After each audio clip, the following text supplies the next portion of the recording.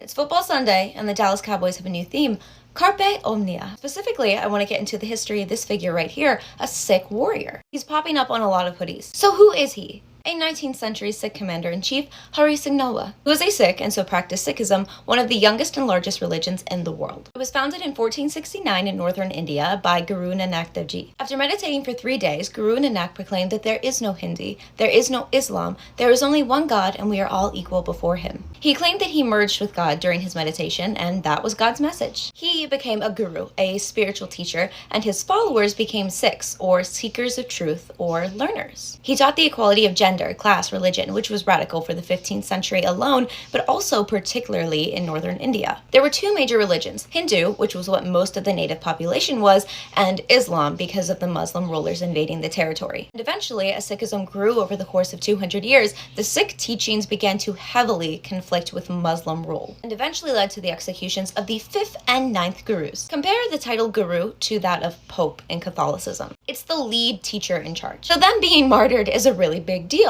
The son of the last executed guru becomes guru himself next. This is Guru Gobind Singh. He is the 10th and final guru, and he has had enough, and so establishes the Khalsa in 1699. This is where it gets sick.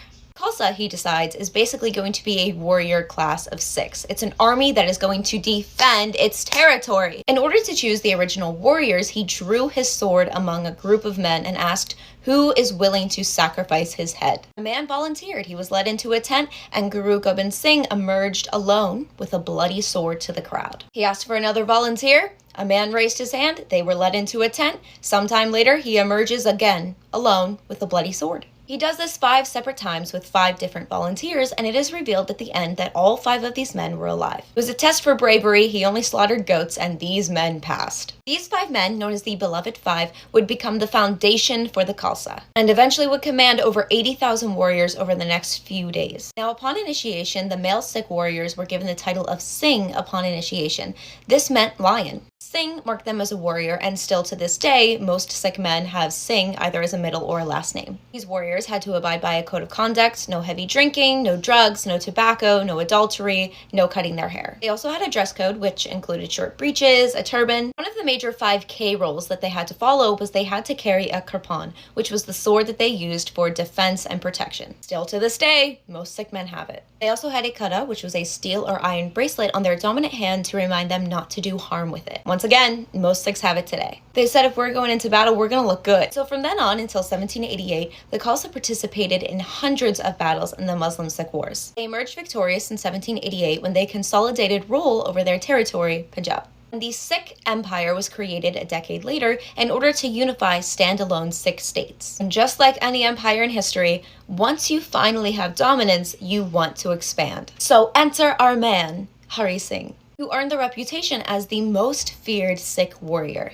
Both his grandfather and father were outstanding fighters, so he did have a reputation to live up to. But history has it that the thing that made him stand out most in his youth was when he went hunting and a tiger attacked him and his horse. Rather than letting his fellow hunters help him and intervene, Singh killed the tiger with his bare hands, sword, and shield. From a teenager, he earned the nickname Tiger Killer. And also, just as a teenager, he was responsible for one of the few defeats of an Afghan monarch in the Battle of Kasur in 1807. He conquered much of what is today modern Pakistan and expanded the borders of the Sikh Empire from the Indus Valley to the Khyber Pass. Before then, not many people used the Khyber Pass because it was a cesspool for criminal activity. Very dangerous. He brought law and order. He was also a builder. He built over 56 structures in his lifetime when he was governor over the territories that he conquered.